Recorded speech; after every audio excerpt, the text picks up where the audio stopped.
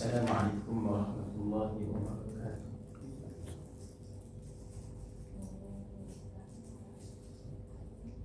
Alhamdulillahi rabbil alamin wa bihi nasta'in. Wassalatu wassalamu ala asyrafil anbiya'i wal mursalin.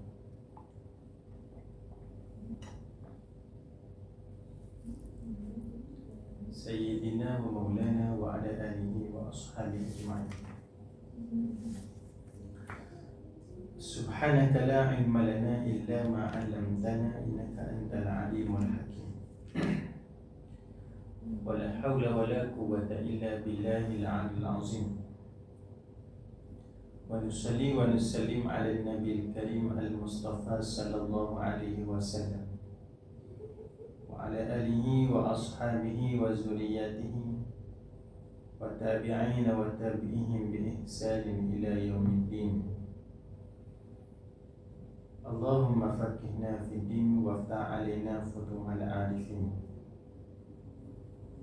waj'al a'malana khalisatan liwajhikal karim. Allahumma aftah bainana wa baina qaumina bil haqqi wa anta khairul fatihin. Allahumma rizqna 'ilman nafi'an wa rizqna fahma. Pertama sekali mari kita sama-sama merafa'kan syukuran kita kehadrat Allah Subhanahu wa taala di atas izin dan rahmat Allah Subhanahu wa taala dapat kita bersama-sama pada tengah hari ini, diberi kesempatan dan diberi peluang oleh Allah. Mudah-mudahan dengan kesempatan dan peluang yang Allah Subhanahu wa taala berikan kepada kita, mudah-mudahan perbincangan kita pada tengah hari ini diberkati dan dirahmati oleh Allah Subhanahu wa taala. InsyaAllah tuan-tuan, pada hari ini kita akan membincangkan 4 ayat daripada surah Al-Jumu'ah, iaitu pada ayat yang ke-5 sehinggalah pada ayat yang ke-8. Qala Allah Subhanahu wa ta'ala, a'udzubillahi minasyaitonir rajim. Mathalul ladzina hummilut tawrata summa lam yahmiluha kamathalil himari yahmilu asfara bi'sa mathalul qaumil ladzina kazzabu biayatillah wallahu la yahdil qaumadh zalimin. Qul ya ayyuhalladzina hadu in za'antum annakum awliya'u lillahi min dunin nas fatamannawul mauta in kuntum shadiqin wa la yatamannawnahu abadan bima qaddamat aydihim wallahu alimun bizzalimin. Qul innal mauta alladhi tafirruna minhu fa innahu mulaqikum thumma turadduna ila 'alimil ghaibi wasyahada fayunabbi'ukum bima kuntum ta'malun. Iaitu maksudnya ialah perumpamaan orang yang memikul kitab Taurat kemudian mereka tidak mengamalkan, samalah seperti mana keldai yang memikul kitab-kitab besar. Buruk sungguh bandingan kaum yang mendustakan ayat-ayat Allah. Dan ingatlah bahawa Allah Ta'ala tidak memberikan hidayah kepada kaum yang zalim. Katakanlah wahai Muhammad, wahai orang-orang Yahudi, kalau kamu menganggap bahawa kamu itu kekasih Allah, tidak termasuk umat manusia lain, maka bercita-citalah kamu kepada kematian. Mereka tidak bercita hendak kepada kematian itu selamanya disebab dosa mereka yang telah mereka lakukan. Dan Allah Ta'ala senantiasa mengetahui orang-orang yang zalim. Katakanlah wahai Muhammad, sebenarnya maut yang kamu melarikan diri itu daripadanya, tetaplah ia akan menemui kamu. Kemudian kamu akan dikembalikan kepada Allah yang mengetahui segala yang gaib dan juga yang nyata. Lalu ia memberitahu kepada kamu apa yang telah kamu lakukan. Jadi serta akan diberikan pembalasan. Ini tuan-tuan daripada surah Al-Jumu'ah. Surah Al-Jumu'ah, kalau terlihat kita boleh bahagikan kepada 3 perbahasan, 3 tajuk yang besar. Tajuk tamu perbahasan iaitu berkenaan dengan diutuskan ataupun dibangkitkan baginda Nabi sallallahu alaihi wasallam dan tugas-tugas mana Rasulullah, dan juga ialah berkenaan dengan kurniaan yang Allah Ta'ala berikan kepada baginda Rasulullah. Tajuk ini dibawa daripada ayat pertama sehinggalah pada ayat yang keempat. Kemudian pada ayat yang kelima dan juga ayat yang ketujuh, Allah membicarakan kepada kita berkenaan dengan, iaitu di mana golongan-golongan berkenaan dengan golongan Yahudi, golongan ahlu kitab yang diberikan kitab kepada mereka tetapi tidak mengamalkan kitab tersebut. Bukan kata malah buat ibadah, tidak, tapi benda-benda asas yang mulia, iaitu mendustakan nubuah kenabian baginda Nabi sallallahu alaihi wasallam. Bukanlah mereka itu bukan sekadar melakukan maksiat pada Allah, tapi menolak nubuah, menolak kenabian, menyebabkan mereka ini dikira sebagai orang yang tidak beriman kepada Allah Subhanahu wa taala. Sedangkan nubuah Rasulullah itu disebut dalam Al-Quran, di dalam kitab Taurat dengan jelas. Sifat-sifat yang ada pada Rasulullah itu disebut dengan jelas. Kemudian pada tajuk yang ketiga dalam surah Al-Jum'ah ini, iaitu Allah Ta'ala membicarakan berkenaan dengan solat Jumaat. Itu hukum-hukum solat Jumaat dan sebagainya disebut ataupun diceritakan daripada ayat yang ke-9 sehinggalah pada ayat yang ke-11. Jadi 3 tajuk yang besar yang boleh kita lihat yang ada pada surah Jumaat. Jadi kalau yang pertama tu kita dah bincang kenaan dengan kenapa Allah Ta'ala mengutuskan Nabi, mengutuskan Rasul daripada kalangan ummiyin. Kemudian daripada kalangan ummiyin itu Allah Ta'ala pilih, daripada bangsa Arab itu Allah Ta'ala pilih Nabi daripada kalangan mereka. Tetapi ada bangsa yang tidak berpuas hati. Tidak berpuas hati itu akan menyebabkan mereka ini menolak nubuah tersebut. Kalaulah mereka kalaulah mereka tidak berpuas hati tapi menerima, itu lain. Tapi ialah mereka ni ialah tidak berpuas hati kemudian menolak perkara tersebut.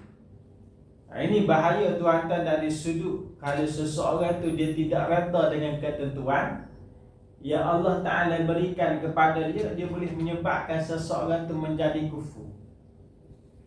Bila menjadi kufur, maknanya akhir sekali dia tidak akan menyembah ataupun beriman kepada Allah Subhanahu wa Ta'ala. Asalnya ialah dia ni tidak menerima, tidak reda dengan setiap daripada ketentuan yang Allah Ta'ala letakkan dalam hidup dia. Sebab tu penting menerima segala ketentuan ni penting. Sehingga ulama menyebut, ulama sebut, kalau dah seseorang itu dia reda terhadap ketentuan yang Allah Ta'ala berikan kepada dia.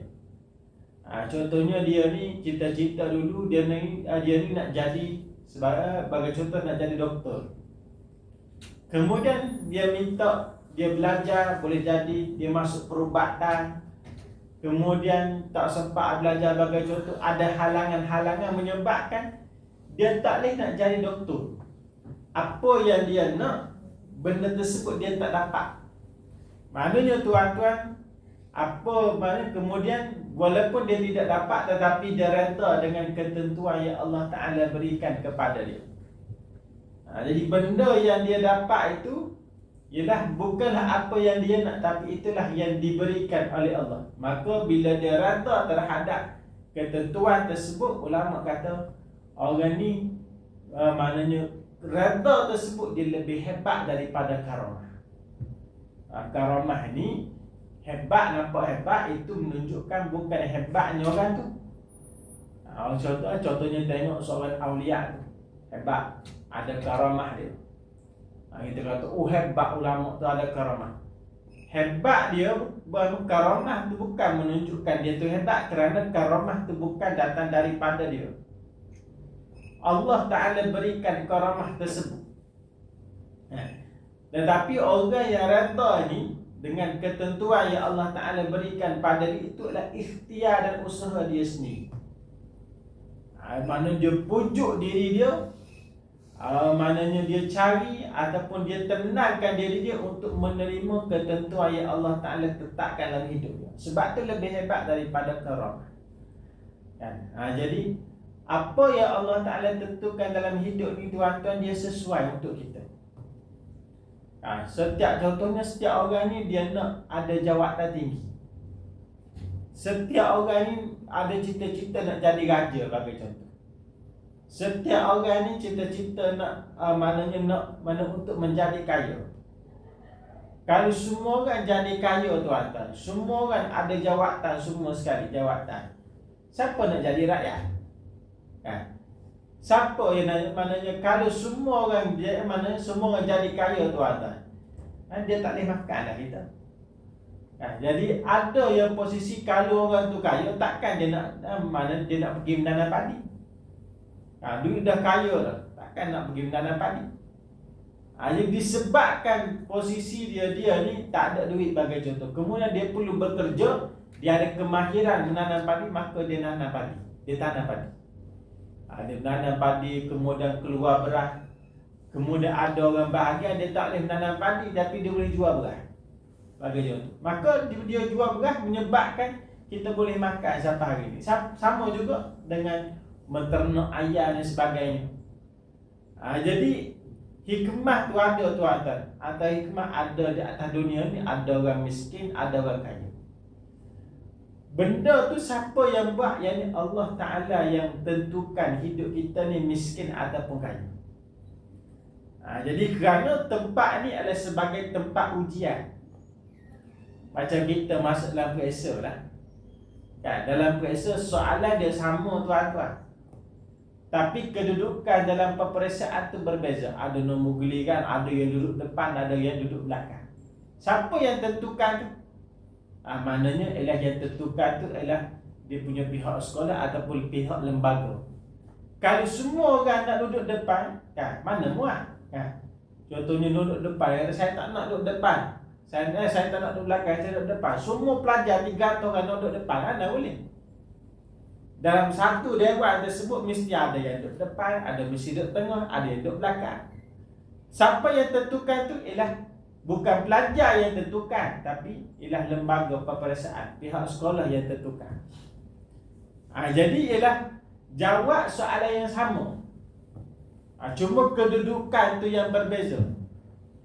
Jadi dikira tu pada kedudukan dalam peperiksaan ataupun result daripada peperiksaan tu. Result daripada peperiksaan tu lah yang akan diambil kira. Jadi bila kita masuk periksa, tuan-tuan, kita tengok, aku duduk belakang sekali, kipas tak ada, apa tak ada, dia punya lampu pun malak, bagi contoh. Tapi kena jawab exam pada waktu tu, maka kita terima duduk di tempat tersebut, jawab dengan baik. Maka yang nak dilihat ialah bukan kedudukan kita dalam peperiksaan, tapi yang nak ialah bagaimana result yang kita jawab dalam peperiksaan tersebut. Sama juga ialah dengan hidup atas dunia ni, bukan apa yang kita miliki atas dunia inilah yang menjadi ukuran, tetapi yang menjadi ukuran ialah bagaimana kita maknanya kita buat ibadah, buat kebaikan ataupun buat kejahatan sewaktu mana hidup atas dunia. Ini ketentuan. Jadi pentingnya menerima dia punya takdir ni penting, tuan-tuan. Golongan Yahudi mereka tidak menerima takdir tersebut. Mereka kenal Nabi SAW, tapi mereka tidak beriman kepada baginda Rasulullah. Akhir sekali mereka tidak, bila mereka tidak beriman dan mereka menolak dakwah yang dibawa oleh baginda Nabi SAW. Teruk tak teruk, tuan-tuan, golongan Yahudi ni satu ketika, seorang ulama Yahudi yang bernama Abdullah bin Salam, dia ni salah seorang di antara ulama Yahudi. Jadi ulama Yahudi yang hebat lah. Kemudian ayah dia juga adalah ulama, orang yang baik, orang yang soleh. Bila Nabi sampai Madinah, dia pun pergi jumpa dengan Nabi sallallahu alaihi wasallam. Dia pun tanyakan beberapa soalan pada Rasulullah. Lepas dia tanya soalan, dia puas hati, kemudian dia pun masuk Islam. Dia masuk Islam. Mana bila dia masuk Islam, kebetulan pada waktu tu ada rombongan Yahudi yang datang. Nak berjumpa dengan Nabi sallallahu alaihi wasallam. Nabi pun kata apa? Nabi kata, kamu duduk di sebalik tirai dulu. Duduk di belakang dulu. Jangan keluar lagi, duduk belakang dulu. Sebab orang Yahudi itu baru datang. Bila Yahudi itu datang, sekumpulan Yahudi itu datang jumpa dengan Nabi, Nabi pun tanya dia. Nabi tanya, bagaimana pandangan kamu kalau Abdullah disebut, dia kata pada waktu Nabi tanya, bagaimana pandangan kamu tentang Abdullah bin Salam? Dia pun kata Abdullah bin Salam ni seorang yang soleh, seorang yang baik, alim, bagus. Dia pujilah. Dia kata bukan setakat Abdullah bin Salam tu baik, ayah dia pun baik juga. Ayah dia pun soleh, ayah dia pun baik. Dia punya ayah dia pun boleh dipercayai. Puji melambung, bukan setakat Abdullah bin Salam dia puji, kemudian ayah pada Abdullah bin Salam pun dia puji. Nabi bertanya lagi, Nabi kata, bagaimana pandangan kamu kalau Abdullah bin Salam ni peluk Islam? Dia pun sebut, dia kata, mana mungkin Abdullah bin Salam peluk Islam? Tak nak, tuan-tuan. Tak boleh terima. Kalau Abdullah bin Salam peluk Islam pada waktu, tak boleh terima. Kemudian Abdullah bin Salam pun keluar daripada sebalik tirai tadi, tempat persembunyian dia. Dia pun sebut, dia kata, aku hari ini telah memeluk Islam dan telah menjadi pengikut pada Muhammad. Golongan Yahudi yang tadi yang duk puji Abdullah bin Salam, dia sebut apa? Dia kata Abdullah bin Salam lah orang yang paling jahat sekali daripada kalangan kami. Tadi dia puji dandan, dia tukar dia punya jawapan dia. Dia kata bukan setakat Abdullah bin Salam sahaja jahat, ayah dia pun jahat juga. Ayah tadi dapat nama, ayah dia tukar macam tu je, tuan-tuan. Ini golongan Yahudi. Sebabnya ialah sebab tidak menerima takdir. Kan? Jadi Nabi dilantik daripada kalangan ummiyin, daripada kalangan bangsa Arab, mereka tidak menerima, menyebabkan mereka ni lawan baginda Nabi sallallahu alaihi wasallam. Jadi pada ayat yang kelima, kemudian Allah Ta'ala menempelak orang Yahudi. Perumpamaan orang yang memikul kitab Taurat. Mereka rasa bangga bahawa mereka ni memikul syariat kitab Taurat. Umat bangsa-bangsa lain tak ada yang menerima ataupun yang membawa memikul syariat yang banyak seperti mana yang dipikul oleh golongan Yahudi. Syariat orang Yahudi ni banyak, tuan. Dalam kitab Taurat ni banyak, puluhan bahkan ratusan. Dan syariat dia adalah syariat yang keras.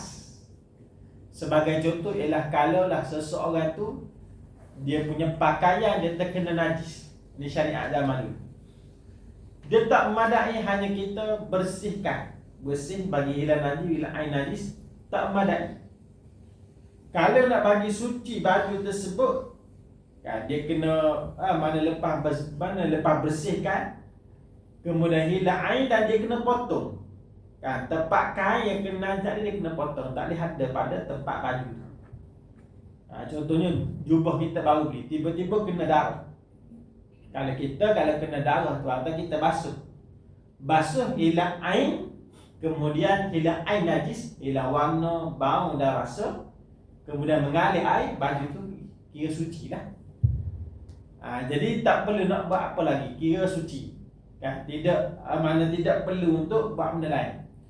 Hatta kalaupun kita dah kita dah suci, kita dah bersih, kan, bulan kali bulan kali banyak kali, tiba-tiba masih lagi ada najis tersebut, dia punya warna tu masih ada, bau dah tak ada dah, rasa dah tak ada, cuma ada warna, kan, warna darah. Walaupun kita dah basuh bulan kali, masih lagi ada warna, maka dimaafkan, tak perlu nak potong sebagainya. Itu syariat yang dibawa oleh baginda Rasulullah. Umat terdahulu tak, mereka ni kena potong, kena kerat.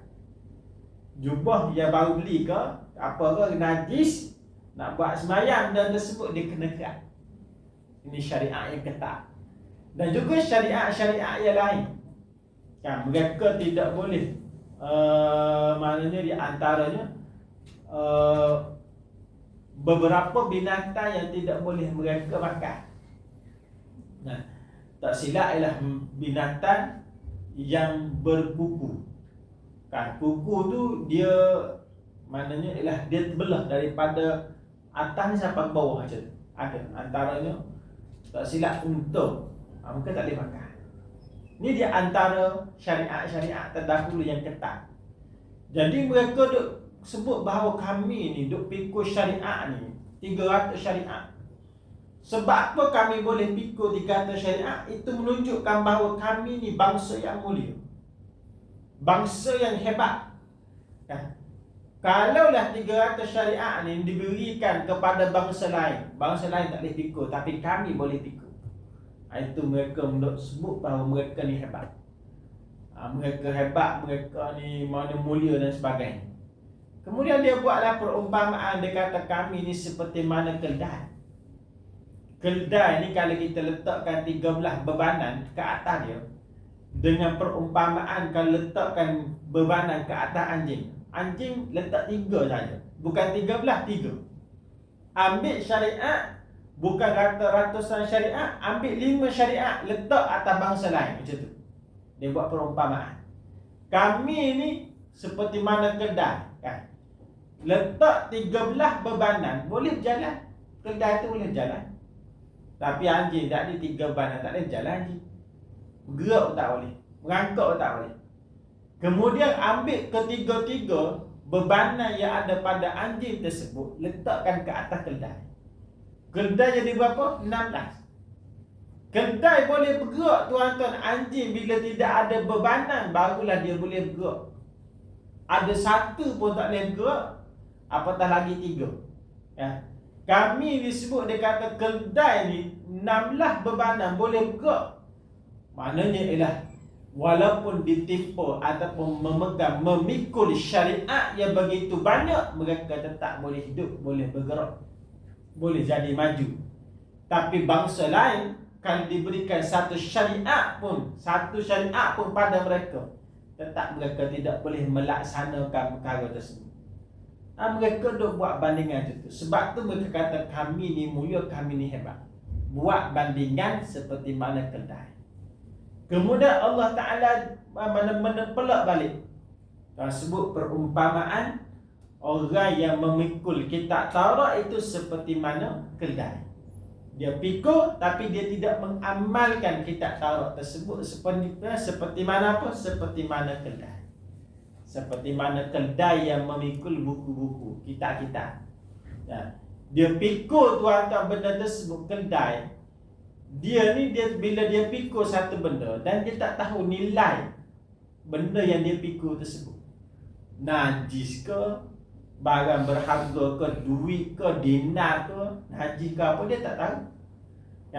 Bila dia tak tahu tuan-tuan, dia tidak menghargai. Dia hanya bergerak penat lelah sahaja, tapi dia tidak mengambil manfaat daripada apa yang dia pikul. Maknanya buruknya perumpamaan orang yang memikul kitab Taurat tapi tidak mengamalkan. Duk pikul saja, duk rasa berat saja tuan-tuan, tetapi dia tidak mengamalkan. Maknanya benda tersebut tidak memberikan manfaat pada mereka. Ini samalah bagi orang yang diberikan Quran kita, yang tahu agama kemudian tidak mengamalkan agama. Seperti mana? Seperti mana keldai tadi. Jadi kita tahu tentang Quran ni, kita sebut bahawa kita ni Islam, kitab kita ialah Al-Quran, tapi tidak mengamalkan dia punya kitab tersebut, tidak mengamalkan syariat-syariat yang telah disuruh oleh Allah Subhanahu wa ta'ala. Jadi dia tidak ada gunanya tuan. Demikianlah Allah Ta'ala sebut buruknya perumpamaan orang yang mendustakan ayat-ayat Allah. Wallahu la yahdil qaumaz zalimin, dan Allah Ta'ala tidak memberikan hidayah kepada kaum yang zalim. Katakanlah wahai Muhammad, wahai orang-orang Yahudi, seandainya kamu ni menyangka, kamu duk sebut bahawa annakum awliya, sesungguhnya kamu ni merupakan maknanya wali, kekasih Allah. Wali ni kekasih Allah. Kalau kamu sebut kamu ni kekasih Allah selain daripada manusia, mana awliya wa ahibba, bukan setakat awliya, kamu ialah kekasih yang disayangi oleh Allah. Mana fatamannaul mauta in kuntum shadiqin. Maka Tuhan kata, maka bercita-citalah kamu untuk, maknanya untuk berhadapan dengan kematian sekiranya kamu ni orang yang benar. Berhadapan pada kematian maksudnya ialah bercita-citalah kamu untuk berhadapan, berjumpa dengan Allah sekiranya kamu ni orang yang benar. Sebab orang Yahudi ni dia tahu bahawa dia ni salah. Dia lawan Nabi, dia lawan Rasul, dia tahu dia salah. Kalau dia meninggal dunia jumpa dengan Allah, maka dia tidak akan jawab, dia tidak akan mendapat maknanya dia punya keredaan daripada Allah Subhanahu Wa Taala. Sebab tu orang Yahudi ni kalau dalam peperangan ni mereka ni takut pada mati. Takut mati. Seperti mana orang Israel pada hari ni pun mereka ni takut pada mati. Tentera Islam yang berjihad ni mereka ni cintakan kepada kematian waktu berjihad tu. Bukan waktu hidup ni, tak. Waktu berjihad, waktu berjuang tu mereka cintakan kepada kematian seperti mana golongan-golongan lain yang cintakan kepada kehidupan. Orang lain cinta nak pada hidup, dia ni nak ataupun cintakan kepada kematian. Waktu mana? Waktu berjuang, waktu berjihad. Tapi waktu lain tu ada juga takut pada kematian. Takut pada kematian ni tuan-tuan, maknanya bukan kata takut pada kematian ni sebab nak pada dunia ni, tak, bukan cinta pada dunia, itu salah. Orang mukmin ni ada yang takut pada kematian. Tuan-tuan berani nanti takut juga mati, tuan-tuan. Takut kenapa? Takut memikirkan bagaimana keadaan kita di alam barzakh dan selepas daripada. Kita bimbang kalau masuk dalam alam barzakh boleh jawab ke tidak soalan. Amalan kita tak cukup lagi nak meniti di atas titian sirat macam mana. Jadi fikirkan benda ni menyebabkan kita ni takut pada kematian. Takut pada kematian kerana sebab tu, maka itu tidak menjadi suatu kesalahan. Yang salahnya ialah takut pada kematian tapi disebabkan kita ni cinta pada dunia, sayang pada dunia, sebab tu jadi takut pada mati. Ada orang kaya, tuan. Ada guru saya disebut, dia kata ada orang kaya ni, walaupun dia ni kaya, hidup banyak harta tapi hidup tak tenang. Pagi-pagi dia fikir, dia kata apa makanan yang boleh menyebabkan badan dia sihat kemudian dia lambat mati. Ada orang yang kaya dekat rumah saya, tuan. Kita walaupun tidaklah kaya tapi nasi pagi-pagi nasi belauk. Nasi belauk ulang kan. Nasi belauk pagi, tuan. Pukul 7.30 nasi belauk kan. Orang Kelantan biasalah dia tak pelik. Kalau orang Terengganu nasi dagang. Nasi dagang pukul 7.30 bantu. Tapi ada yang pelik lagi di mana di Terengganu ada. Saya tak tahulah dia punya kedai nasi lemak pukul 3 pagi. Ada lah. Pukul 3 pagi nasi lemak. Dia asal kedai nasi lemak tu ialah dia ni, dia pergi hantar, dia buku kat rumah dia kan. Kemudian dia pergi hantar ke kedai. Jadi kalau kau nak pergi letak kat kedai tu mesti kena buku pagi. Pukul 4 kan. Kalau pukul 7 baru nak masak nasi, buku nasi, mana sempat nak pergi hantar pukul 7 kan. Jadi dia masuk awal di rumah dia. Jadi bila dia masuk awal di rumah dia, dia pun pergi hantar. Sebab nasi dia sedap, kalau orang cari, mana rumah kan. Jadi rumah, maknanya rumah tu kat mana? Orang pun pergi kat rumah dia. Pergi kat rumah dia tersebut ialah waktu dia masuk pukul apa? Pukul 4 pukul 4, ada kata pukul 3. Jadi sebab itulah makin hari makin ramai orang pun pergi pukul 3 pagi pakai nasi lemak. Nasi lemak pukul 3 pagi. Kita waktu tu biasanya yang baik sikit tahajud lah. Tapi dia pergi makan nasi lemak. Ni maknanya walaupun kita ni hidup tak adalah kaya tapi ada makanan sedap.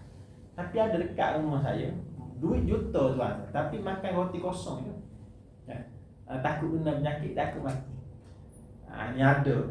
Disebut kalaulah kita jaga makan tadi bukan kerana takut pada kematian, tapi sebab menjaga kesihatan, itu tidak menjadi masalah. Yang salahnya ialah semata-mata takut pada kematian untuk maknanya takut tinggalkan segala harta-harta yang dia miliki pada hari itu. Itu rugilah. Jadi kita orang mukmin juga takut pada kematian, tapi takut dengan cara yang berbeza. Wala yatamannawnahu abadan bima qaddamat aydihim. Dan mereka orang Yahudi ni, mereka ni tidak akan bercita-cita kepada kematian itu selama-lamanya. Dengan apa yang mereka buat, dengan apa yang mereka lakukan pada hari ini, dalam kehidupan mereka tu, mereka akan takut berjumpa dengan Allah Subhanahu wa taala. Wallahu alimun bizzalimin. Qul innal mauta alladhi tafirruna minhu fa innahu mulaqikum. Katakanlah wahai Muhammad, sesungguhnya kematian tu yang kamu lari daripadanya, daripada kematian tersebut, kamu akan berjumpa dengan kematian itu. Kamu lari jauh macam mana sekalipun, kamu akan berjumpa dengan kematian tersebut. Summa turadduna ila alimil ghaibi wasyahadah. Kemudian kamu akan dikembalikan kepada Allah Subhanahu wa taala. Fayunabbiukum, maka akan diceritakan, akan diberitahu kepada kamu di hari akhirat nanti dengan apa yang telah kamu lakukan, dengan apa yang telah kamu kerjakan sewaktu mana hidup di atas dunia. Ini maknanya lepas kamu kembali nanti, kamu akan diberi pembalasan oleh Allah Subhanahu wa taala.